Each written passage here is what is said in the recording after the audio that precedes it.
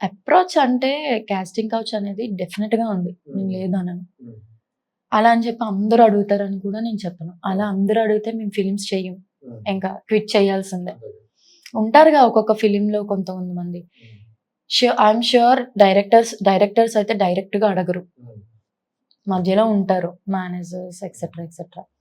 వాళ్ళు కూడా అందరూ కాదు. కొంతమందే. అవును. అది మనం రిజెక్ట్ చేస్తే అంటే కొంతమంది ఏమంటున్నారంటే ఈ పెద్ద ఫిలిమ్స్, పెద్ద ప్రాజెక్టుల దగ్గర అంటే ఇబ్బంది రాదు. ఉండదు. ఈ చిన్న చిన్న ఫిలిమ్స్ పెద్ద ప్రాజెక్ట్ నేను 'పుష్ప 2' చేశానా, ఒక్కరు అలాంటివి ఏమీ లేదు. చాలా గుడ్ టీమ్ 'పుష్ప 2' టీమ్ మాత్రం. అదంతా వర్క్ డెడికేషన్ ఇదంతా. నాట్ ఓన్లీ 'పుష్ప 2' నేను ఎగ్జాంపుల్ చెప్పాను. 'రాజాసాబ్' అవ్వనివ్వండి, వాట్ ఎవర్ పెద్ద పెద్ద మూవీస్, పెద్ద పెద్ద ప్రొడక్షన్స్ అలా ఉండరు.